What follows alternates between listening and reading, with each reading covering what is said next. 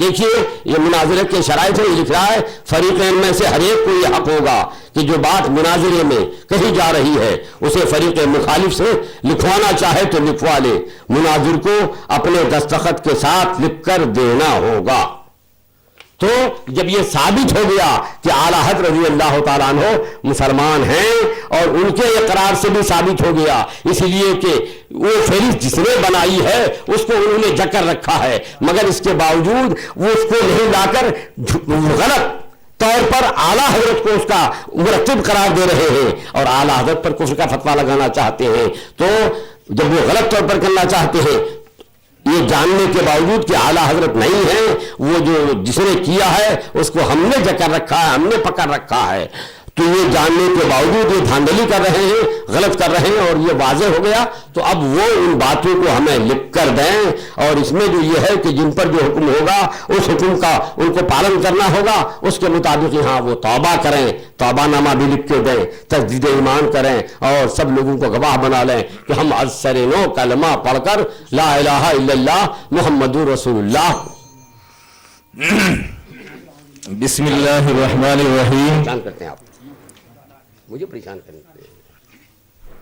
مفتی مطیع الرحمان صاحب، یہ مناظرہ ہے، آپ اتنے بدحواس نہ ہو، مناظرے کے اندر فتح اور شکست تو ہوتی ہی ہے، لیکن آپ تو اتنے بدحواس ہو گئے، اتنے بدحواس ہو گئے کہ آپ نے ابھی یہ کہا کہ یہ ترجمہ اعلیٰ حضرت کا نہیں ہے، آپ نے تو ترجمے کا انکار کر دیا۔ پہلے سے تو آپ فہرست کا انکار کرتے ہوئے آ رہے تھے، لیکن اب آپ نے ایک نیا پیترا بدلا، آپ نے ترجمے کا ہی انکار کر دیا۔ اتنے بدحواس نہ ہوئیے، اور میں آپ کو بار بار یہ کہہ رہا ہوں کہ آپ اپنے اعلیٰ حضرت کے دین و مذہب، دین و مسلک نہیں کہہ رہا ہوں، دین و مذہب کہہ رہا ہوں، آپ جو ہے دین و مسلک بول رہے ہیں، تو اب مولانا یہ مناظرہ ہے، فتح و شکست تو ہوتی رہتی ہے، لیکن بدحواس نہ ہوئیے۔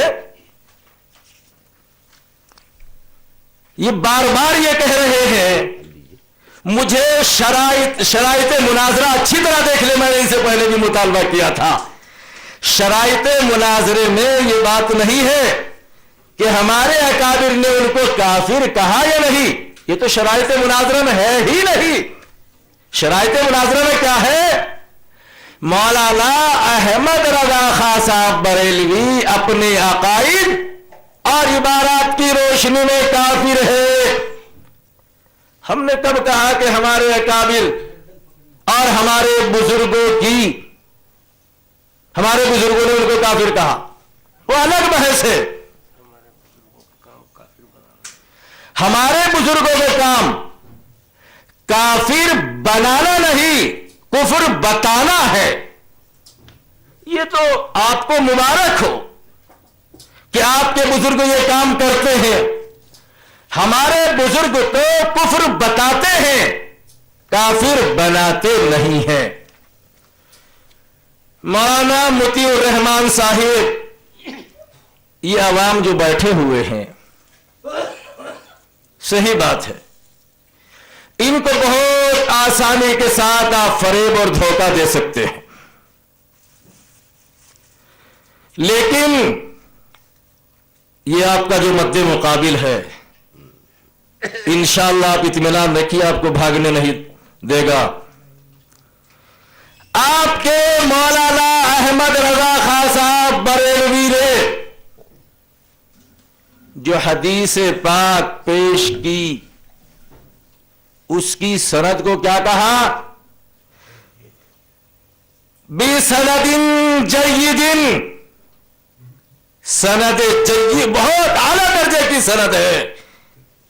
مفتی مطیع الرحمان صاحب، میرا آپ سے مطالبہ ہے کہ ذرا اسی درجے کی سند دکھا دیجئے، وہ جو آپ پیش کر رہے تھے، جو آپ حدیث پیش کر رہے تھے، اس کی سند کی حیثیت کیا ہے، تاکہ ان لوگوں کو معلوم ہو جائے۔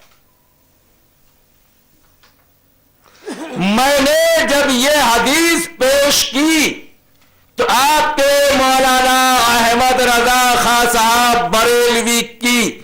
یہی جو انہوں نے لکھا بِسَنَدٍ جَيِّدٍ، اعلیٰ درجے کی سند ہے، اس کی سند کے اندر کلام نہیں کیا جا سکتا ہے۔ مفتی مطیع الرحمان صاحب جو حدیث آپ نے پیش کی ہے، آسانی کے ساتھ آپ ان کو دھوکہ دے سکتے ہیں، یہ عالم نہیں ہے، لیکن انشاءاللہ جو آپ سوچ رہے ہیں کہ ان عوام کو آسانی کے ساتھ میں فریب دے دوں گا، دھوکہ دے دوں گا، اس کو بھی میں آپ کو دینے نہیں دوں گا۔ میں آپ کو وہی پکڑ کر رکھوں گا۔ اور آپ مجھ سے کہہ رہے کہ بار بار کہ آپ نے یہ کہا کہ ہم نے اس کو چور کو پکڑ رکھا ہے، جکڑ رکھا ہے، تو کیا ابھی تک آپ کو یہ معلوم نہیں ہو سکا کہ وہ چور کون ہے؟ پرسوں سے کیا آپ نہیں سن رہے ہیں؟ اگر ہم اس چور کو آپ کے سامنے نہیں کر سکے، چور کا نام تو بار بار آپ کے سامنے لیا جا رہا ہے، اگر آپ اس کی شکل کو نہیں پہچانتے ہیں چور کی، تو نام تو آپ کے ذہن میں کہیں نہ کہیں محفوظ ہو گیا ہوگا۔ تو اس چور کے نام کو محفوظ کر لیجئے۔ ہم آپ کو پرسوں ہی سے برابر بتا رہے ہیں کہ جس چور کو ہم نے پکڑ رکھا ہے، جکڑ رکھا ہے، وہ چور کون ہے؟ وہی مولانا احمد رضا خان صاحب بریلوی۔ آپ اس کا ابھی تک کوئی ثبوت نہیں دے سکے۔ وہاں تحریری ثبوت موجود ہے، ان کے ترجمہ کلام پاک کے ساتھ لگا ہوا۔ ہم کو آپ کے مولانا احمد رضا خان صاحب کی طرف سے ہی ثبوت چاہیے کہ میں نے فہرست مضامین نہیں ترتیب دی،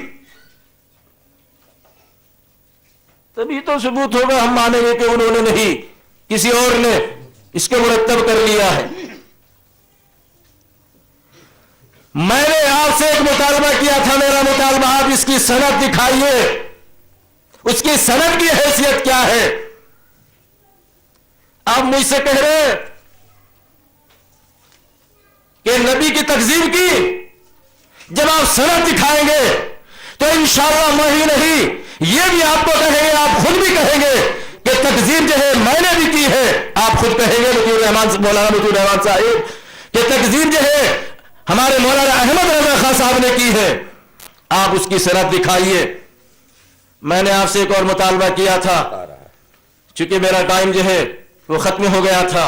گھنٹی بجی نہیں، ابھی نہیں، میں نے آپ سے مطالبہ کیا تھا وَمَا كَانَ لِمُؤْمِنٍ وَلَا مُؤْمِنَةٍ، اس میں مِنْ أَمْرِهِمْ کی جگہ مِنْ أَنفُسِهِمْ کے الفاظ بڑھائے ہیں۔ آپ جو ہے کبھی صاحب مختصر المعانی کو لاتے ہیں، کبھی صاحب شرح جامی کو لاتے ہیں، کبھی صاحب تقویۃ الایمان کو لاتے ہیں۔ ہم میں سے ان کے متعلق کسی کا بھی یہ عقیدہ نہیں کہ ان سے خطا کا ہونا ناممکن ہے، ان سے خطا غلطی نہیں ہوگی، چونکہ آدمی ہے، خطائیں ہوتی ہے، لیکن آپ کی جماعت کا یہ عقیدہ ہے جو احکام شریعت کے شروع میں مولانا احمد رضا خان صاحب کے مختصر حالات لکھے ہوئے ہیں، اس کے اندر لکھا ہوا ہے اعلی حضرت کی زبان و قلم کا یہ حال دیکھا کہ مولا تعالی نے اپنی حفاظت میں لے لیا، اور زبان و قلم نقطہ برابر خطا کرے اس کو ناممکن فرما دیا۔ کیا مطلب؟ اللہ نے اس کو جب ناممکن فرما دیا، ممکن کب ہوگا؟ جب اس کا وقوع ہو جائے، وہ جھوٹ جو ہے ظاہر ہو جائے، ان کے قلم سے غلطیاں ہو جائے، اور آپ کہتے ہیں قصدن کرے، تو ظاہر سی بات ہے ان سے ممکن ہے، ناممکن ہے، لیکن قصدن کر کے انہوں نے یہ ثابت کر دیا ہے، بھول نہیں ہوئی، قصدن انہوں نے کیا ہے، اور آپ نے ہم کو لکھ کر دے رکھا ہے جو قصدن قرآن کریم کے اندر تحریف کرے وہ مسلمان نہیں۔ ایک اور سماعت فرمائیے، یہ ہم نے احکام شریعت کے شروع میں جو مختصر حالات لکھے ہوئے ہیں اس سے آپ کا عقیدہ پیش کیا۔ السمسام صفحہ نمبر 3، پہلے فتوے اور تصنیف سے لے کر آخری فتاوی اور آخری کتاب تک کسی کی بھی رد و تغلیظ نہیں کی جا سکتی، تغلیظ نہیں کی جا سکتی، کوئی بھی علمی غلطی آپ کی نہیں نکالی جا سکتی۔ آپ کا عقیدہ ہے کہ آپ کے اعلی حضرت کی کوئی علمی غلطی نہیں نکالی جا سکتی ہے، تو نکالی تو نہیں جا سکتی تو ظاہر سی بات ہے کہ انہوں نے قصدن کی ہے، اور آپ نے لکھ کر دے دیا جو قصدن قرآن کریم کے اندر تحریف کرے وہ مسلمان نہیں۔ اور آپ پرسوں سے ایک کافر کی بے جا حمایت کرتے ہوئے آ رہے ہیں، تو یہ کفر آپ پر عائد ہوتا ہے۔ مفتی مطیع الرحمان صاحب اندر سے آپ کا ضمیر بھی آپ کو جھنجھوڑ رہا ہوگا کہ واقعی میں کافر کی بے جا حمایت کر رہا ہوں، طبیعت آپ کی بھی چاہ رہی ہوگی کہ توبہ کر لوں، تو مفتی مطیع الرحمان صاحب دنیا کا معاملہ چند روزہ ہے، آپ کو توبہ کرنی چاہیے، اور یہ نظر محمد مظفر نگری اس وقت تک آپ کو نہیں چھوڑے گا جب تک کہ آپ توبہ نہیں کریں گے، ان سب کو اپنی توبہ پر گواہ نہیں بنائیں گے اور توبہ نامہ لکھ کر نہیں دیں گے۔ مفتی مطیع الرحمان صاحب، میں نے آپ سے ایک اور مطالبہ کیا تھا، ملفوظات حصہ سوم 50 آپ کے اعلی حضرت نے لکھا، آمنت بالذی آمنت بہ بنو اسرائیل، یہ قرآن کریم کی آیت کہاں ہے، کون سی سورت میں ہے یا نہیں؟ آپ نے کل کیا کہا؟ یہ تو عربی کی عبارت ہے، پورا قرآن بھی تو عربی نہیں ہے۔ کبھی آپ نے کہا کہ یہ تو اقتباس ہے، اگر اقتباس ہی ہے تو اقتباس میں بھی غلطی نہیں ہونی چاہیے، چونکہ آپ کے دین و مذہب کے مطابق آپ کے اعلیٰ حضرت سے غلطی نہیں ہو سکتی، غلطیاں تو انبیاء علیہ الصلوۃ والسلام سے ہوتی ہے۔ آپ نے اب تک اس کا کوئی جواب نہیں دیا، آپ اس کو بھی حلوہ سمجھ کر نکل گئے۔ مفتی مطیع الرحمان صاحب، میں نے کل ایک بات اور چھیڑی تھی کہ داڑھی مڑانے اور کتروانے پر قرآن کریم میں لعنت کہاں ہے؟ ہم کو قرآن کریم کا وہ جملہ، وہ ٹکڑا دکھائیے۔ آپ اس کا بھی کوئی جواب نہیں دے سکے، اور جواب دے گے بھی کہاں سے؟ آپ کے پاس جواب ہے ہی نہیں،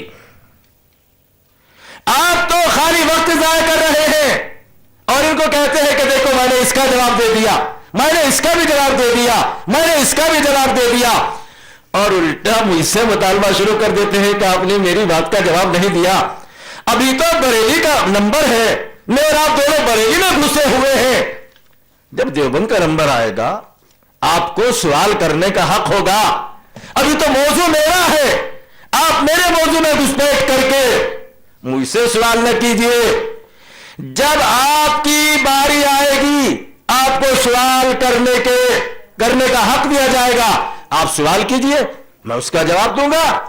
آپ میرے موضوع میں گھسپیٹ کر کے مجھ سے سوال کر رہے, اور میں آپ کو یہ بتا چکا ہوں کہ ہمارے ان کے درمیان یہ معاہدہ طے ہوا تھا.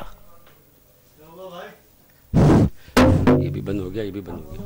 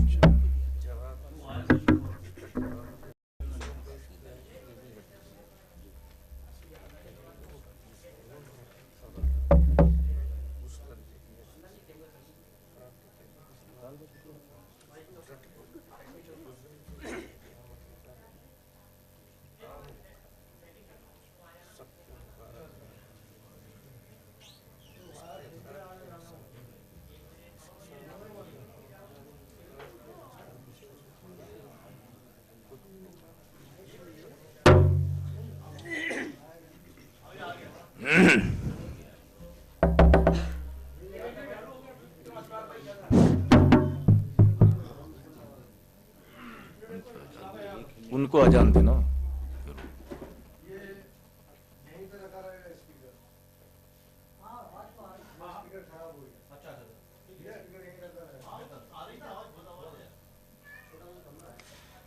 تو مفتی مطیع الرحمان صاحب,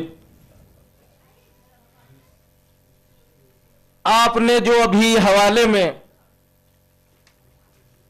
تفسیر پیش کی تھی اس پر میں نے آپ سے مطالبہ کیا, چونکہ آپ کے مولانا احمد رضا خان صاحب بریلوی نے اس کی سند کو بہت اعلیٰ درجے کی کہا ہے, جید کہا ہے.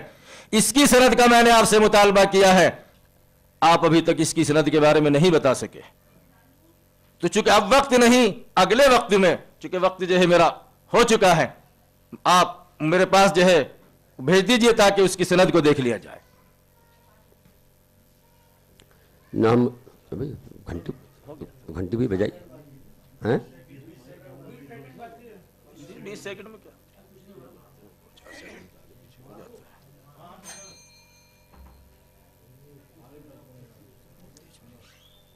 بسم اللہ الرحمن الرحیم نحمدہ ونصلی ونسلم علی حبیبہ الکریم اما بعد. مولانا, آپ نے ماں والی حدیث جس میں ماں کا تذکرہ ہے اس حدیث کی سند کا مجھ سے پوچھا ہے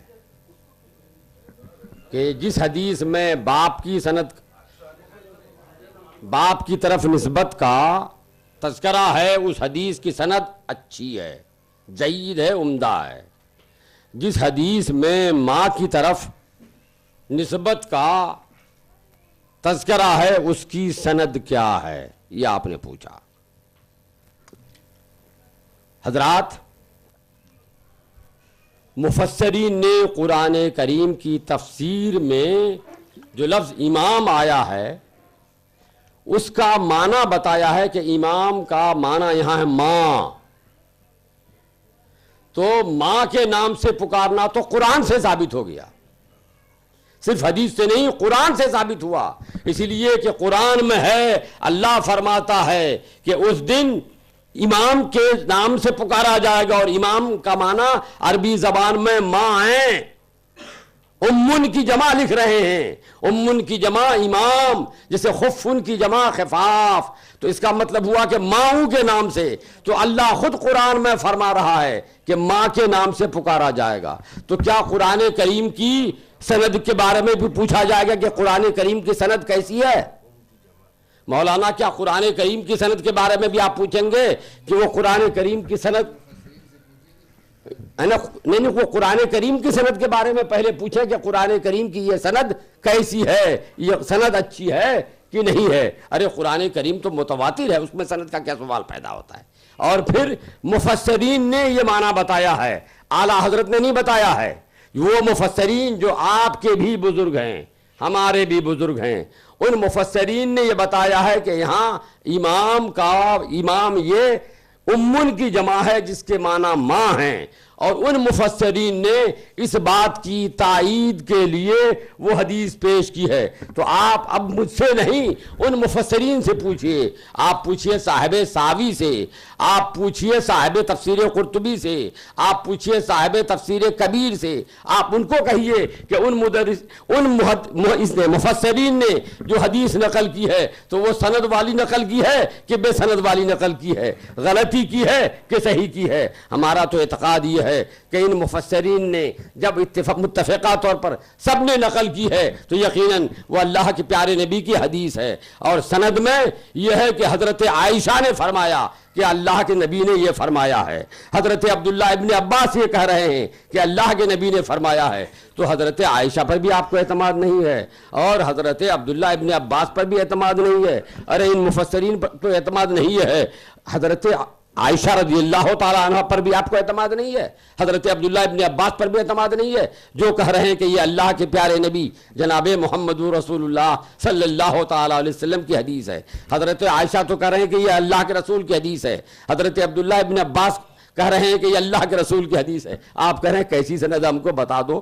ارے بھائی آپ انکار کر دیجئے سب کا، حضرت عبداللہ ابن عباس کا بھی، حضرت عائشہ کا بھی، اللہ کے رسول کا بھی، اور اللہ نے جو قرآن میں فرمایا ہے اللہ کا بھی انکار کر دیجئے کہ ہم اس کی بات نہیں مانتے جب تک ہم کو اللہ سے لے کر ہم تک سند نہیں پہنچے گی۔ یہ آپ کا کارنامہ ہے۔ اب آئیے، آپ نے ابھی یہ کہا کہ صاحب وہ تو اعلیٰ حضرت کی تحریر دکھائیے لکھی ہوئی کہ وہ فہرست میری بنائی ہوئی نہیں ہے، فہرست چھپ رہی ہے آج اعلیٰ حضرت کے زمانے میں، اعلیٰ حضرت کے انتقال کے 50 سال بعد تک فہرست چھپی نہیں، تو جو چیز چھپی نہیں اعلیٰ حضرت کے زمانے میں اعلیٰ حضرت کیسے لکھ دیں گے کہ صاحب وہ میری نہیں ہے اپنے زمانے میں؟ ارے جب چھپنے کے بعد بات آئے گی تب نہ کوئی کچھ لکھے گا۔ تو اعلیٰ حضرت آج زندہ ہوتے تو یقیناً کہتے کہ تم لوگوں نے جھوٹ گڑھ کے لوگوں نے میری طرف منسوب کر دیا ہے، وہ میری لکھی ہوئی نہیں ہے۔ لیکن اعلیٰ حضرت کے زندگی میں چھپی نہیں، اعلیٰ حضرت کے انتقال کے بعد تک چھپی نہیں، اور اعلیٰ حضرت کے انتقال کے 50 سال کے بعد چھاپی کسی نے، تو اس کے بارے میں اعلیٰ حضرت کی تحریر کہاں سے ملے گی کہ وہ میری نہیں ہے؟ آج اگر کوئی شخص، کوئی رافضی، کوئی قادیانی گڑھ کے کوئی حدیث پیش کر دے اور یہ کہہ دے کہ اللہ کے رسول نے فرمایا، تو اب آپ کہیے گا کہ اللہ کے رسول کی کوئی حدیث دکھاؤ کہ جس میں لکھا ہو کہ یہ حدیث میری نہیں ہے۔ ارے اللہ کے رسول کے زمانے میں وہ تھا کہاں کہ اللہ کے رسول اس زمانے میں فرماتے کہ وہ میری نہیں ہے؟ کوئی اگر آج جو منکر قرآن ہے، قرآن کو نہیں مانتا ہے، کوئی اگر گڑھ کے کوئی آیت بنا لے آج اور یہ کہہ دے کہ یہ اللہ کا کلام ہے، تو کہیے گا کہ صاحب یہ جو موجودہ قرآن ہے اس میں نہیں، اللہ نے فرما دیا ہو کہ وہ آیت میری نہیں ہے۔ یہ کوئی بات ہوئی کہ اللہ فرمائے گا؟ ارے اللہ کیوں فرمائے؟ تو اعلیٰ حضرت کے زمانے میں جب وہ جو چیز تھی ہی نہیں، اس کا کوئی سوال ہی نہیں، تذکرہ نہیں، تو اعلیٰ حضرت کیسے لکھ کے چلے جاتے کہ جو فہرست بنے گی وہ میری نہیں ہوگی؟ حضرات پھر انہوں نے کہا کہ صاحب ان کے نزدیک نبی تو خطائیں کرتے ہیں، نبی خطائیں کر سکتے ہیں۔ وہی قرآن کریم کی خطیئتن کے متعلق یہ کہ حضرت ابراہیم علیہ السلام نے دعا کی، اللہ تعالیٰ نے قرآن میں فرمایا خطیئتی کا لفظ، جس کا ترجمہ اعلیٰ حضرت نے کیا ہے خطائیں، تو اعلیٰ حضرت نے تو کچھ کیا نہیں اپنی طرف سے، قرآن میں خود ہے خطیہ، اعلیٰ حضرت نے اس کا ترجمہ کیا خطا۔ لیکن اس کے برخلاف مولانا اشرف علی نے جو ترجمہ کیا غلط کاری، اور غلط کاری کا مطلب کیا ہوا؟ بد چلنی، بد عملی۔ اللہ نے حضرت ابراہیم علیہ السلام کی دعا نقل فرمائی خطیئتی، اعلیٰ حضرت نے اسی لفظ کو رکھ دیا خطائیں، مگر انہوں نے اپنی طرف سے خطا نہیں کہہ کر غلط کاری کہا، حالانکہ جو دو ترجمہ ایک ساتھ شائع ہوا ہے حضرت شاہ رفیع الدین صاحب کا اوپر اور نیچے مولانا اشرف علی تھانوی کا، تو اوپر کے ترجمے میں صاف ہے خطا، تو مولانا اشرف علی بھی خطا ہی لکھ دیتے، جو لفظ اللہ نے فرمایا وہی رکھ دیتے، لیکن نہیں، ان کو تو نبی کی توہین کرنا تھی، اسی لیے لکھا کہ خطا نہیں لکھا بلکہ لکھا غلط کاری، جس کا ترجمہ اردو میں ہوتا ہے بد چلن۔ تو کیا معاذ اللہ انہوں نے اللہ کے نبی حضرت ابراہیم خلیل اللہ کو بد چلن نہیں کہا، اور جو نبی کو بد چلن کہے اور ان کی حمایت کر کے کیا یہ خود اپنے سر پر اس بوجھ نہیں لے لیے کہ اللہ کے ایک مقدس نبی کو بد چلن مانے، اور جو اللہ کے نبی کو بد چلن کہے بد چلن مانے، کیا وہ مسلمان ہو سکتا ہے؟ مولانا آپ اس کی حمایت کر کے کیا مسلمان رہے؟ ہرگز نہیں، آپ مسلمان نہیں رہے۔ آپ کے لکھنے والے مولانا اشرف علی تو دائرہ اسلام سے خارج تھے ہی، آپ بھی اس بنیاد پر دائرہ اسلام سے خارج ہو گئے۔ اب آپ نے ایک بات نکالی کہ صاحب اس میں لکھا ہے غیر ممکن۔ مولانا غیر ممکن اردو میں جو بولا جاتا ہے غیر ممکن کا کیا معنی؟ اگر غیر ممکن کا معنی یہ ہے کہ وہ اللہ تعالیٰ کے خلاف ہو جائے، اللہ تو جو کاج کرے اس کے برخلاف ہو جائے، تو یہ لیجئے میں دوں آپ کو غیر ممکن، اپنے گھر کی خبر لیجئے غیر ممکن آپ کے ہاں لکھ کر کیا بتا رہے ہیں، اور نہ صرف غیر ممکن لکھ رہے ہیں، اور دیکھیے آگے لکھ رہے ہیں، یہ ہے آپ کا شیخ الاسلام نمبر، آپ کی کتاب صفحہ نمبر 40، عنوان ہے حضرت شیخ الاسلام کے بعد ہمارا فرض۔ لکھتے ہیں یہ ایک ناقابل انکار حقیقت ہے کہ حضرت شیخ الاسلام رحمۃ اللہ علیہ کی وفات سے ملک بالخصوص مذہبی طبقہ میں جو خلا پیدا ہو گیا ہے اس کا پر ہونا نہ صرف مشکل بلکہ محال ہے۔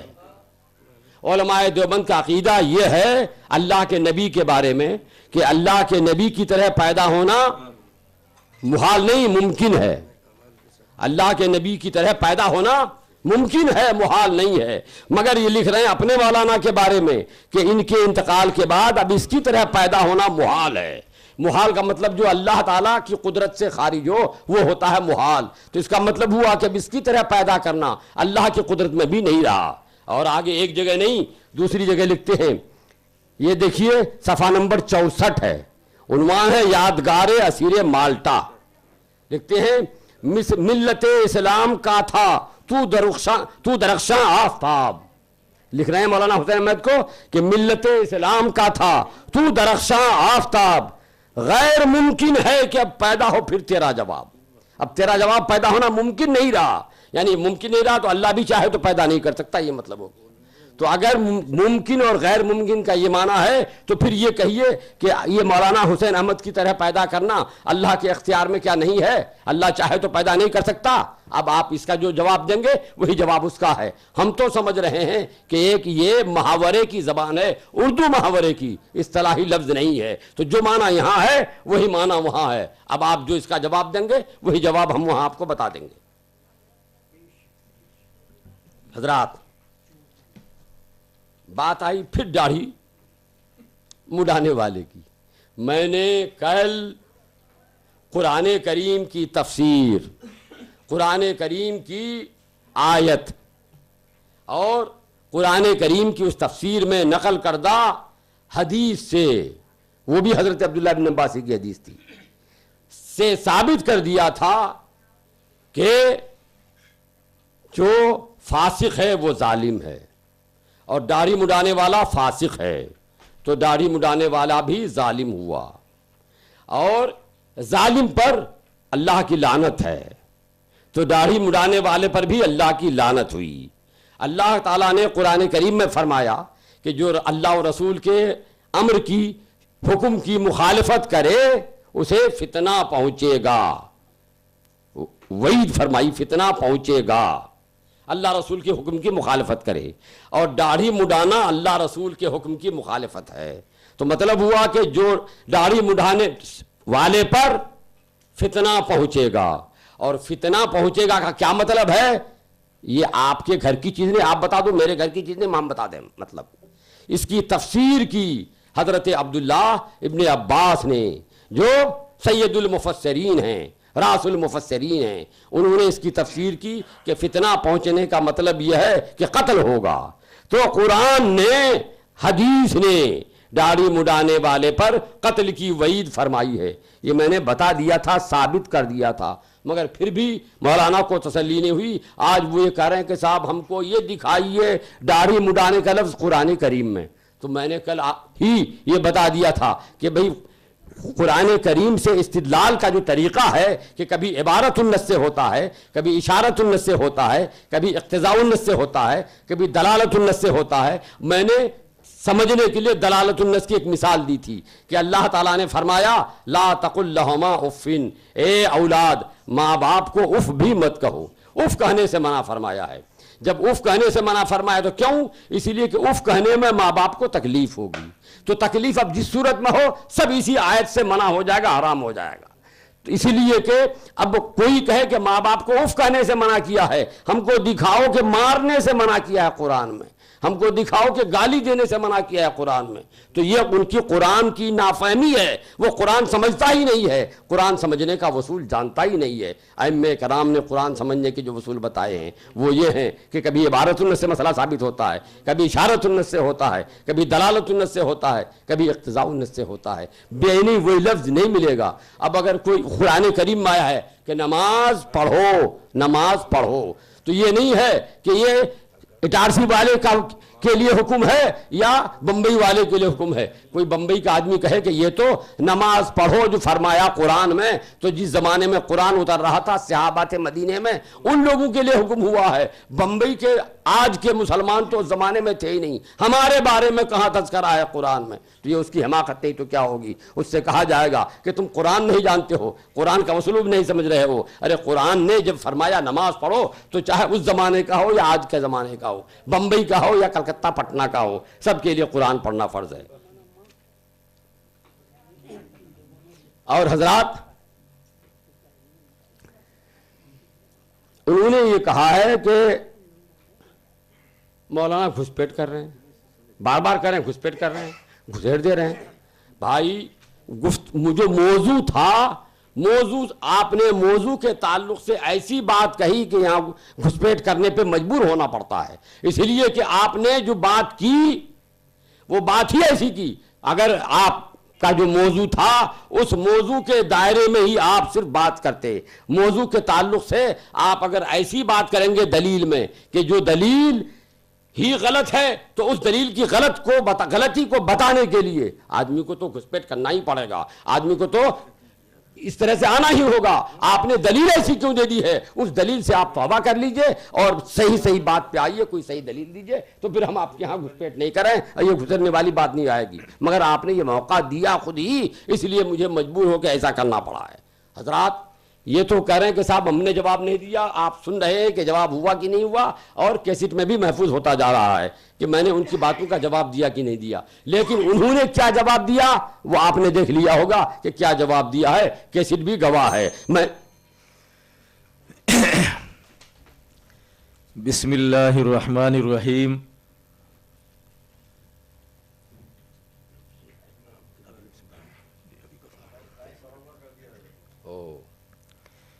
ماشاء اللہ ہمارے فریق مخالف نے یہ تو اقرار کر لیا کہ میں ان کے موضوع کے اندر گھسپیٹ کر رہا ہوں، اور اب میری ان سے ایک گزارش اور ہے کہ وہ مہربانی فرما کر یہ لکھ کر بھی دے دے تو زیادہ بہتر ہے، اور میرا حق بھی ہے کہ ان کو لکھ کر دے دینا چاہیے. چونکہ جو بات مناظرے میں کہی جا رہی ہے، فریق مخالف اگر فریق مخالف لکھوانا چاہے تو مناظر کو اپنے دستخط کے ساتھ لکھ کر دینا ہوگا. وہ اس کا اقرار کر چکے ہیں کہ میں گھسپیٹ کر رہا ہوں. اب وہ مجھے تحریر بھی دے دے کہ واقعی میں نے گھسپیٹ کی ہے، اور جیسے کہ وہ اقرار کر چکے ہیں اور سی ڈی کے اندر محفوظ ہو چکا ہے. الحمدللہ میں کل سے یہی مطالبہ کر رہا تھا، لیکن اللہ رب العزت کی مدد شامل حال ہوئی اور ہمارے فریق مخالف نے اپنے ضمیر کی آواز پر حق کو قبول کر لیا. یہی ہماری سب سے بڑی کامیابی ہے. یہ ثابت ہو چکا ہے. انہوں نے یہ اقرار کر کے اپنی شکست کا اعتراف کر لیا ہے. الحمدللہ ثم الحمدللہ. لیکن مفتی مطیع الرحمان صاحب، جیسے آپ نے یہ زبانی اقرار کر لیا ہے، آپ تحریر بھی عنایت فرمائیں شرائط کی روح سے. میرا حق ہے، میں لوں گا اور آپ کو دینی پڑے گی. مفتی مطیع الرحمان صاحب، آپ ان کو اتنی آسانی کے ساتھ دھوکہ نہیں دے سکتے. انشاءاللہ جب تک کہ میں یہاں بیٹھا ہوا ہوں آپ کو ایسا کرنے نہیں دوں گا. آپ کہہ رہے ہیں حضرت عائشہ رضی اللہ تعالی عنہا کی روایت ہے. حضرت عائشہ رضی اللہ تعالی عنہا کو آپ نہیں مانتے ہوں گے.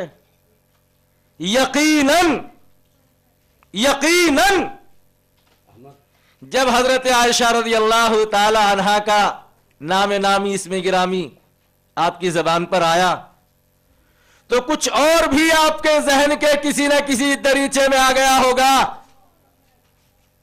کہ حضرت عائشہ رضی اللہ تعالی عنہا کی عظمت ہم کرتے ہیں یا آپ کرتے ہیں، اس کو میں ہی نہیں ساری دنیا جانتی ہے کہ حضرت عائشہ رضی اللہ تعالی عنہا کی عظمت ہمارے دلوں کے اندر کتنی ہے اور آپ کے دلوں کے اندر کتنی ہے.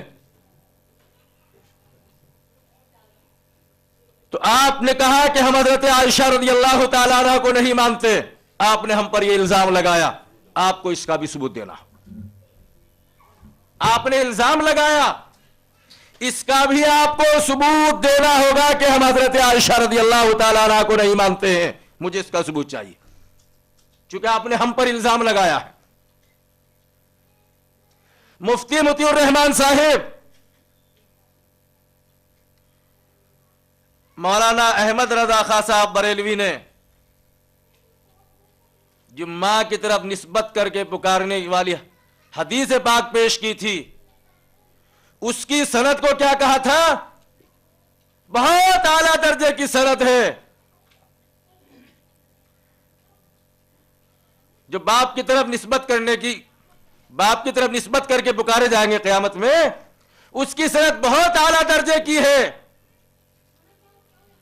اور دوسری جگہ وہ ارشاد رسول نہیں کہ ہم اس کو وہ مقام اور مرتبہ دے دیں.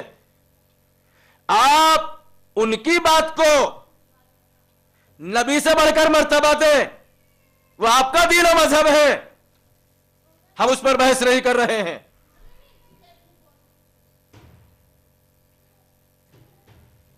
ہمارا آپ سے مطالبہ یہ ہے کہ وہ جو انہوں نے حدیث کے خلاف حدیث رسول کی تکذیب کی ہے کہ نہیں روز قیامت ماں کی طرف نسبت کر کے بلائیں گے. آپ حضرت عائشہ رضی اللہ تعالی عنہا کی حدیث پیش کر رہے، مفسرین کی تفسیر پیش کر رہے، ہمیں قبول، ہمیں منظور. لیکن کیا ہم کو یہ حق حاصل نہیں کہ جس کو آپ حدیث کے نام پر پیش کر رہے ہیں اس حدیث کی حیثیت کیا ہے؟ وہی مفتی مطیع الرحمان صاحب، وہاں الفاظ کیا ہیں؟ رویہ کے الفاظ ہیں جی. اور وہاں مفسرین خود اس بات کا اعتراف کر رہے ہیں کہ حدیث کی سند جو ہے وہ ضعیف ہے. اس بات کی طرف اشارہ ہے. آپ کی ذمہ داری بنتی ہے کہ آپ اس حدیث کی اس سے اعلیٰ درجے کی سند پیش کریں، تب ہم مانیں گے.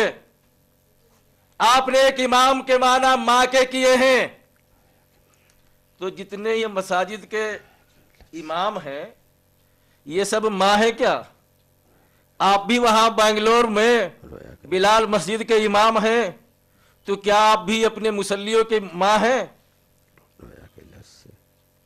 مفتی مطیع الرحمان صاحب یہاں بھی بہت آسانی کے ساتھ بہت خوبصورت انداز میں جو آپ نے فریب دیا ہے، میں آپ کے اس فریب کو بھی چاک کرتا ہوں۔ ماں کے ایک ہی معنی نہیں، ماں کے کئی معنی ہیں، امام کے کئی معنی ہیں، امام کے کئی معنی ہیں۔ آپ کو کیا حق ہے کہ آپ ایک ہی معنی متعین کر لیں؟ میں آپ سے پوچھتا ہوں کہ جو آپ نے تفسیر بیان کی ہے،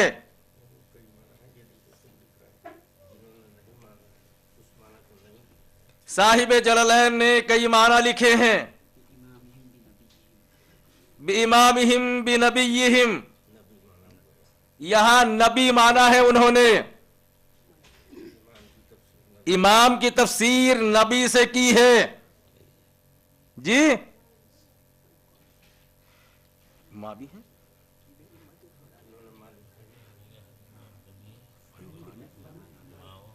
اور نامہ اعمال ہے۔ صاحب جلالین ذرا عبارت پڑھ کے سنائیے مولانا، کیا ہے وہ عبارت سنوں۔ فَيُقَالُ بِأُمَّةِ فُلَانٍ أَوْ بِكِتَابِ أَعْمَالِهِمْ، کیا فَيُقَالُ يَا صَاحِبِ الْخَيْرِ يَا صَاحِبَ الْخَيْرِ وَيَا صَاحِبَ الشَّرِّ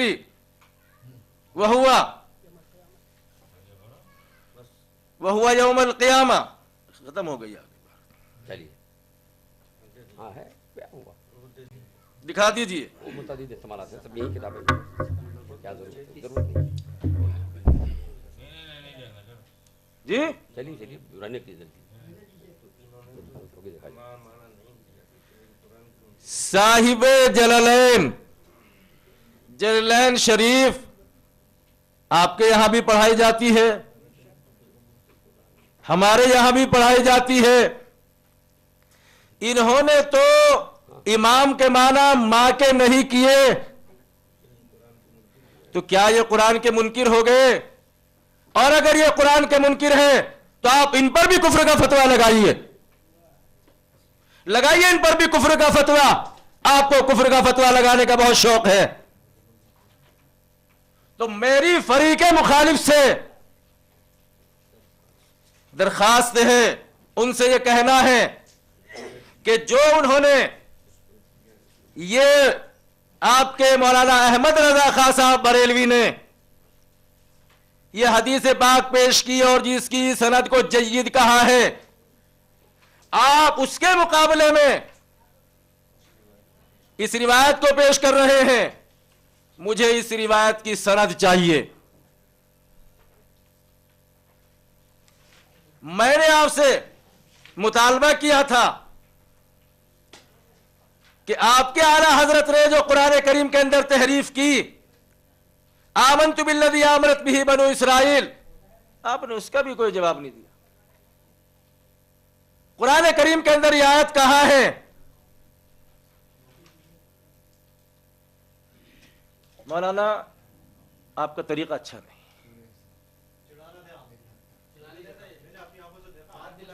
نہیں آپ کو یاد دلانے کی ضرورت نہیں۔ مولانا دیکھیے آپ چڑھا رہے تھے، انہیں کو بیٹھا دیا جائے، مفتی نہیں نہیں صدر محترم سے آپ بیٹھ جائیے، ان حضرات آپ کیوں بیچ میں بول ہی رہے ہیں، کیا طریقہ ہے؟ نہیں ایک منٹ، کیا ہوا نہیں سمجھے آپ نے نہیں دیکھا، بول رہے ہیں فخر الدین صاحب، وہ آپ نے نہیں دیکھا۔ ایک آدمی بتائیے گا تب میں بتاتا ہوں، ہاں ہاں کیونکہ اصل میں نے دیکھا، یہ بھی دیکھ رہے تھے، اچھا اچھا میں بول رہا ہوں، ہاں ہاں یہ بھی سن رہے ہیں، آپ بھی سن رہے ہیں، ہاں میں تو دھیان سے ادھر جی۔ سن رہا ہوں کہ آپ کیا کر رہے ہیں۔ سن رہے ہیں، ہاں آپ میری طرف دیکھ رہے ہیں، یہ سب حضرات بھی میری طرف دیکھ رہے ہیں، وہ مجھے چڑھا رہے ہیں، ارے میری طرف کو منہ بنا رہے ہیں۔ بھائی اگر ایسا ہے، جی۔ اگر ایسا ہے تو غلط ہے، کوئی بھی کرے، اگر ایسا ہے تو غلط ہے۔ نہیں، میں آپ سے یہ پوچھتا ہوں، یہ غلطی ہے؟ اگر انہوں نے ایسا جو غلطی کی ہے، ان کو مجھ سے معذرت کرنی چاہیے یا نہیں کرنی چاہیے؟ جی میں آپ سے بات نہیں کر رہا ہوں. نہیں اب کریں کہ چلیے ہو گیا جو نہیں, انہوں نے جو میری ساتھ یہ حرکت کی ہے ان کو معذرت کرنی چاہیے یا نہیں؟ اگر کی ہے واقعی جی. تو کرنی چاہیے, اب نہیں کی ہے تو اب نہیں کرنی چاہیے بھائی. ہم دیکھیے میں جہاں بیٹھا ہوں جی. یہاں سے تو نظر ہی نہیں آ میں رہا. اس پر قسم کھا سکتا ہوں کہ انہوں نے یہ میرے ساتھ یہ حرکت کی. چلیے بھائی آگے بڑھیے. نہیں, ان کو معذرت کرنے میں کچھ وہ تو نہیں, معذرت ان کو کرنی چاہیے. نہیں مولانا کوئی بھی کرے بھائی, آپ کریں یہ کرے وہ کرے, نہیں, غلط بات غلط ہے. دیکھو کوئی بھی کرے, اور میں وہ بیٹھا ہوا کبھی کبھی ہم کو لوگ یوں کر رہے ہیں, ہم لوگ تھوڑا کرنے گیا پیچھے کون بیٹھا ہوا ہے چشمے والا, وہ کبھی یوں کر رہا ہے تو ہم لوگ تھوڑا بولے. دیکھیے ایک منٹ مولانا, نہیں یار یہ بات سنو. کی بات کرو یار, مولانا بیچ میں لا کر آپ ٹائم خراب مت کرو. ہاں ٹائم خراب ہم نہیں کر رہے, آپ کی طرف سے ابتدا ہوئی. وہ کبھی کیا کر رہے ہیں ہمارے سامنے یوں کر رہا ہے, دیکھو وہ ہمارے چشمے والا. آپ نے وہ چشمے والا کہا, اگر ہم الفاظ میں پکڑنے لگے ٹھیک ہے, چلیے چھوڑیے مولانا. اگر انہوں ایسا نہیں کر رہے لیکن ان کو وہ سب دیکھ رہے ہیں, ان کو تو معلوم بھی نہیں ہے. دیکھیے وہ تو کرنے والے وقت کو ضائع نہ کیجیے, بلا وجہ کی بات. چلیے. ہاں جلدی کیجیے. کیا ارے بھائی کوئی اس طرح کی حرکت مت کرو, کوئی بھی مت کرو. میں آپ سے بار بار یہ مطالبہ کر چکا ہوں کہ آمنت بالذی آمنت بہ بنو اسرائیل, قرآن کریم کے اندر یہ آیت کہاں ہے, کون سے بارے میں ہے, اس کا ابھی تک آپ نے مجھے کوئی جواب نہیں دیا.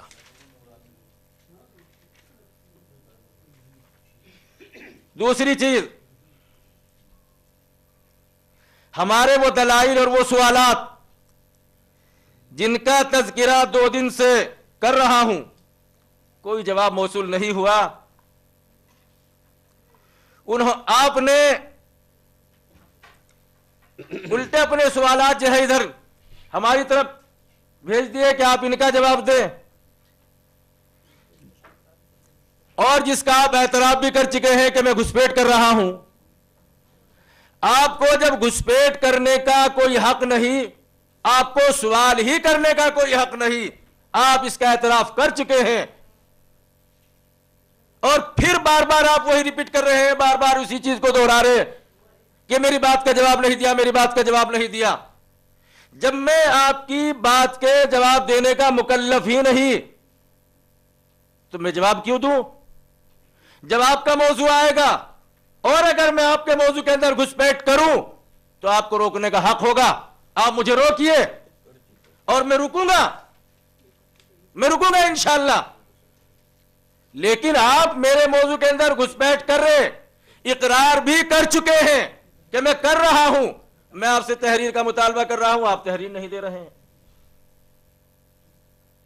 ہمارا داری کا تقاضا یہی ہے کہ آپ کو تحریر دے دینی چاہیے. شرائط مناظرہ کی روح سے بھی آپ کو یہ تحریر مجھے دے دینی چاہیے, چونکہ شرائط مناظرہ کے اندر لکھا ہوا ہے.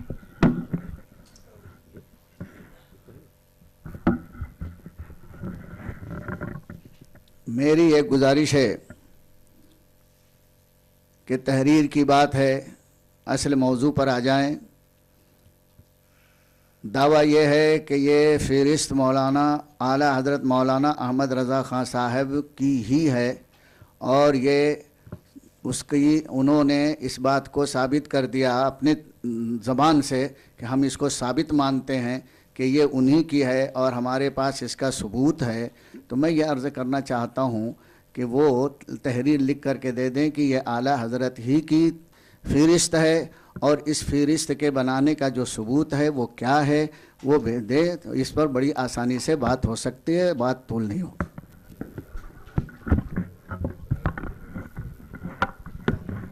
نحمدہ ونصلی ونسلم علی حبیبہ الکریم اما بعد.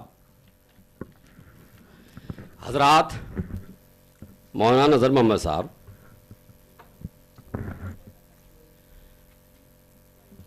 لفظ گھسپیٹ کی جو بات ہے یہ آپ کے جواب میں ہے, اور گھسپیٹ موضوع میں نہیں.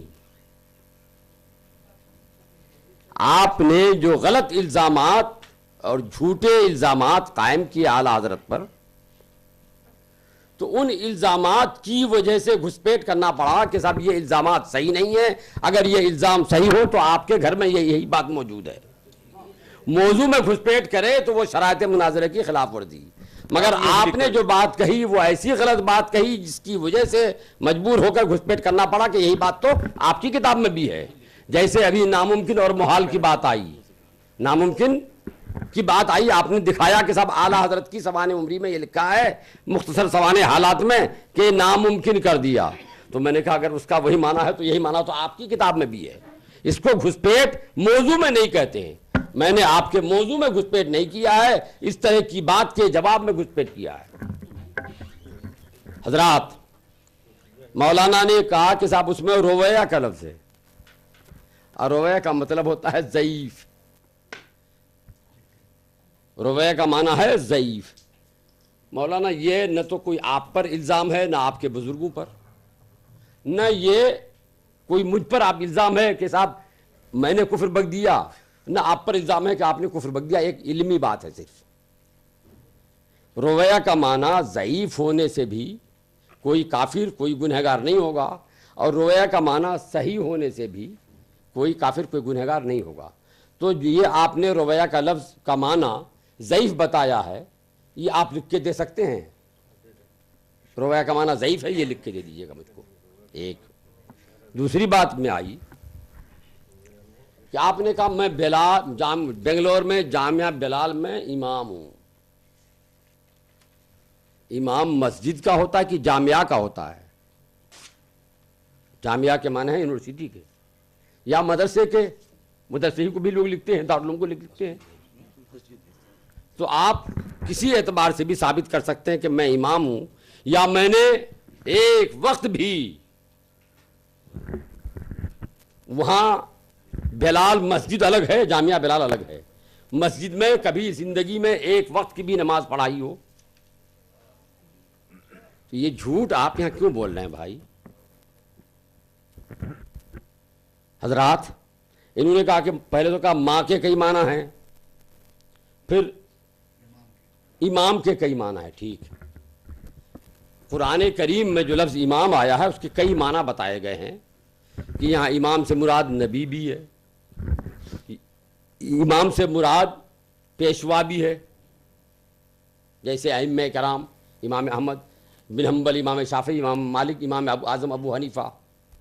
امام کے معنی اور بھی کئی ہیں. تو مطلب یہ ہوا کہ اگر کوئی کہے، جب امام کے کئی معنی ہیں قرآن میں جو امام لفظ آیا ہے، تو قرآن کریم کے جتنے معنی بتائے گئے ہیں سارے معنی صحیح ہیں، غلط کوئی نہیں ہے. ہمارے عقیدے کے مطابق اگر کوئی اس کا یہ کہے کہ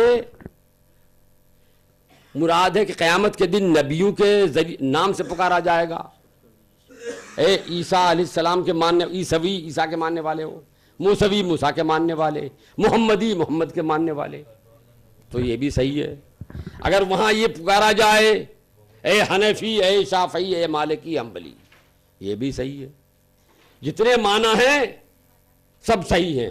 کبھی پکارا جائے گا اے محمدی کہہ کر، کبھی پکارا جائے گا اے حنفی کہہ کر، جیسا میں نے کل بتایا تھا کہ آدمی بیٹے کو کئی نام ہوئے کہ آدمی کے کوئی اس نام سے پکارتا ہے، کبھی اس نام سے پکارتا ہے. کبھی پکارا جائے گا ماں کے نام سے، کبھی ماں کے نام سے پکارا جائے گا، کبھی باپ کے نام سے پکارا جائے گا. تو قرآن نے بتا دیا کہ ماں کے نام سے بھی پکارا جائے گا، ماں کے نام سے بھی پکارا جائے گا. یہ غلط نہیں ہے. ہاں، باپ کے نام سے پکارا جائے گا، اس کا انکار نہیں کیا قرآن نے. اس کا ہے نا، نبی کے نام سے بھی پکارا جائے گا اس کا، اور یہ کہتے ہیں مجتہدین کے نام سے بھی پکارا جائے گا. تو وہاں قیامت میں کبھی ماں نبی کے نام سے، کبھی مجتہدین کے نام سے، کبھی باپ کے نام سے، کبھی ماں کے نام سے پکارا جائے گا. سب صحیح ہے. مگر انہوں نے کہا کہ میں قرآن یہ حدیث کے مقابلے میں پیش کر رہا ہوں، حدیث کے مقابلے میں اعلیٰ حضرت کی بات، اور اعلیٰ حضرت کی وہ بات قرآن کے مطابق ہے. تو حدیث و قرآن میں ٹکراؤ بتا رہے ہیں وہ. مولانا ٹکراؤ ہے ہی نہیں. ایک ہی وقت میں کوئی کہے کہ ابھی دن ہے ابھی رات ہے، تو یہ ٹکراؤ ہوا. کوئی کہے ابھی دن ہے اور 10 گھنٹے کے بعد رات ہوگی، تو ٹکراؤ کیا ہے بھائی اس میں؟ وہ بھی صحیح ہے، یہ بھی صحیح ہے. اعلیٰ حضرت نے تو فرمایا ہے کہ ماں، ایک جگہ حدیث نقل کی ہے باپ کے نام سے پکارا جائے گا، دوسری جگہ فرمایا ماں کے نام سے پکارا جائے گا، جیسا کہ قرآن نے کہا ہے کہ ماں کے نام سے بھی پکارا جائے گا، جیسا کہ حضرت عائشہ کی حدیث ہے، حضرت عبداللہ ابن عباس کی حدیث ہے کہ ماں کے نام سے بھی پکارا جائے گا۔ تو ہم تو دونوں کو مانتے ہیں، اور آپ اس حدیث کو مان لیتے ہیں اور قرآن کے اس معنی کو چھوڑ رہے ہیں، حضرت عائشہ کی حدیث کو چھوڑ رہے ہیں، حضرت عبداللہ ابن عباس کی حدیث کو چھوڑ رہے ہیں۔ حضرات، ابھی مولانا نے کہا کہ صاحب اس کا کیا جواب جو آپ کے اعلیٰ حضرت نے فرعون کے بارے میں کہا کہ فرعون نے یہ کہا، عربی عبارت، یہ عبارت قرآن میں کہاں ہے؟ میں پوچھتا ہوں، کل بھی جواب دیا تھا کہ اعلیٰ حضرت نے یہ لکھا ہے کہ قرآن میں یہ ہے؟ قرآن میں تو لکھا ہی نہیں ہے، وہ تو اعلیٰ حضرت نے کی عربی ہے وہ۔ اب کہیں گے صاحب اس میں سے یہ لفظ قرآن میں ہے، تو میں نے کل آپ کو دکھایا تھا اقتباس، کہ اقتباس کا معنی یہی ہے کہ قرآن کا یا حدیث کا کوئی ٹکڑا لے کر اپنی عبارت کے ساتھ ملا کے بیان کیا جائے، اور یہ میں نے دکھا دیا تھا مختصر المعانی سے بھی، اور آپ کی کتاب شیخ الاسلام سے 2 حوالے میں نے دیے تھے، 2 حوالے میں نے دے دیے تھے۔ تو ان کا جواب، میں نے تو آپ کی ساری باتوں کا جواب دے دیا، اور آپ نے واقعی ابھی تک میری کسی بات کا جواب نہیں دیا۔ میں نے آپ سے شروع سے ہی جتنے سوالات کیے ہیں وہ سارے سوالات آپ پر ابھی تک قرض ہیں۔ آپ تو اس پہلی بات اس کو بھی ثابت نہیں کر سکے جو دعویٰ ہے، البینۃ علی المدعی والیمین علی من انکر۔ مولانا وہ حدیث پاک میں ہے، اور یہ ضابطہ قاعدہ ہے اسلامی کہ کسی نے دعویٰ کیا تو وہ دلیل دے، اور دلیل نہیں دے پا رہا ہے تو جس کے خلاف دعویٰ کیا ہے اس سے قسم کھلائی جائے گی، اس سے قسم کھلائی جائے گی۔ اگر وہ قسم کھا لیتا ہے تو بات مان لی جائے گی۔ آپ نے دعویٰ کیا تھا کہ اعلیٰ حضرت نے یہ فہرست بنائی، آپ مدعی تھے، آپ کو دلیل دینی چاہیے تھی، دلیل آپ نہیں دے سکے، میں نے انکار کیا، تو آپ مجھ سے قسم کھانے کو کہہ دیتے۔ تو ہمارے قسم، ہم کیا ابھی قسم کھائیں؟ ہم سے پہلے لوگوں نے انکار کر دیا ہے، کتابیں لکھ دی ہیں، اسی لیے میں قسم کھا کے کہہ سکتا ہوں کہ وہ اعلیٰ حضرت رضی اللہ تعالیٰ عنہ کی بنائی ہوئی فہرست نہیں ہے۔ تو آپ کا وہ دعویٰ باطل ہو گیا۔ تو اسی سلسلے میں نے جتنی باتیں کہی تھی اس کے معارضے کے طور پر کہ صاحب یہ لیجئے یہ لیجئے، یہی بات تو آپ کے یہاں بھی ہے، مگر آپ نے اس کا ایک بھی جواب نہیں دیا۔ آپ نے کہا تھا کہ اس سے توہین نبی ہوتی ہے، تو میں نے کہا اگر اس کا نام توہین نبی ہے تو دیکھیے اس سے بڑی توہین نبی آپ کے ہاں بھی موجود ہے۔ میں نے آپ سے یہ کہا تھا کہ آپ کے بزرگوں نے اللہ کے پیارے نبی صلی اللہ علیہ وسلم کو اردو سکھانے کا دعویٰ کیا، آپ استاد ہیں نبی کے یا ساتھی ہیں؟ اس کا بھی جواب نہیں دیا۔ میں نے یہ کہا تھا کہ شیطان کے علم کو آپ کے بزرگوں نے زیادہ مانا اور نبی کے علم کو کم مانا، یہ نبی کی توہین کی، اس کا بھی کوئی جواب آپ نے نہیں دیا ہے۔ میں نے آپ سے کہا تھا کہ آپ کے بزرگوں نے لکھا ہے کہ مولانا رشید احمد سے اللہ تعالیٰ نے وعدہ کر لیا کہ تمہاری زبان سے کوئی بات غلط نہیں نکلے گی۔ یہ وعدہ کہاں کیا تھا اللہ نے؟ معراج میں بلا کر یا خانقاہ گنگو میں آ کر؟ اس کا بھی ابھی تک آپ نے کوئی جواب نہیں دیا۔ میں نے آپ سے یہ پوچھا تھا کہ آپ کے مولانا یعقوب نے یہ کہا ہے کہ اللہ تعالیٰ نے مجھ سے وعدہ کر لیا ہے کہ دارالعلوم دیوبند میں جو پڑھ لے گا فارغ ہوگا اس کو 10 روپے سے کم میں ملازمت کہیں نہیں ہوگی۔ یہ وعدہ کہاں کیا تھا؟ اس کا بھی کوئی آپ نے جواب نہیں دیا۔ میں نے یہ کہا تھا کہ آپ کے بزرگ مولانا سید احمد رائے بریلوی سے اللہ تعالیٰ نے ہاتھ پکڑ کے وعدہ کیا، تو یہ ہاتھ پکڑا کہاں پر تھا؟ عرش اعظم میں بلا کر پکڑا تھا یا رائے بریلی میں آ کے پکڑا تھا؟ اس کا بھی کوئی آپ نے جواب نہیں دیا۔ میں نے یہ آپ کو بتایا تھا کہ آپ کے بزرگ حسین احمد کو کتاب میں خدا لکھا ہے، اس کا بھی کوئی جواب آپ نے نہیں دیا۔ میں نے آپ سے کہا تھا کہ دیکھیے آپ کے بزرگوں نے لکھ دیا ہے کتاب میں لا الہ الا اللہ اشرف علی رسول اللہ، کلمہ ہی بدل دیا ہے، اس کا بھی کوئی جواب آپ نے نہیں دیا۔ میں نے آپ کو دکھایا تھا کہ آپ کے بزرگوں نے اللہم صلی علی سیدنا مولانا محمدن کی بجائے اشرف علی لکھ دیا ہے، درود نیا گڑھ لیا ہے، اس کا بھی آپ نے کوئی جواب نہیں دیا۔ میں نے آپ سے جتنے سوالات کیے آپ نے ابھی تک ایک کا بھی جواب نہیں دیا۔ میں نے آپ کو آپ کی کتاب میں آپ کے رسالے میں دکھا دیا کہ دیکھیے آپ کے بزرگوں نے لکھا ہے کہ رام اور کرشن اغلب ہے کہ پیغمبر ہوگا، اور ان میں سے ایک یعنی گوتم بدھ تو کم سے کم ضرور پیغمبر ہے۔ گوتم بدھ ضرور پیغمبر ہے، اس کا بھی کوئی جواب آپ نے نہیں دیا. تو آپ نے کلمہ بھی نیا بنا لیا، درود بھی نیا بنا لیا، پیغمبر بھی نیا بنا لیا، اور خدا بھی نیا بنا لیا ہے. حسین احمد کو خدا کہہ دیا ہے، گوتم بدھ کو پیغمبر کہہ دیا ہے، اور کلمہ نیا بنا لیا ہے، درود نیا بنا لیا ہے. مولانا یہ ان حرکات کا جو مرتکب ہوگا وہ ہرگز مسلمان نہیں ہو سکتا ہے. وہ آپ کا نبی الگ ہو گیا ہے، ہمارے نبی الگ ہیں. آپ کا کلمہ الگ ہو گیا ہے، ہمارا کلمہ الگ ہے. آپ کا درود الگ ہو گیا ہے، ہمارا درود الگ ہے. آپ نے خدا بھی اپنا الگ بنا لیا ہے، ہمارا خدا تو الگ ہے آپ کے خدا سے. ہمارا خدا حسین احمد نہیں، مگر آپ نے حسین احمد کو خدا بنا لیا ہے. تو جن کا یہ اعتقاد ہو کیا وہ مسلمان ہو سکتا ہے؟ ہرگز نہیں ہو سکتا. اسی لیے یہ سب مسلمان نہیں ہیں، اور ان سب کو تسلیم کر کے آپ بھی مسلمان نہیں ہیں.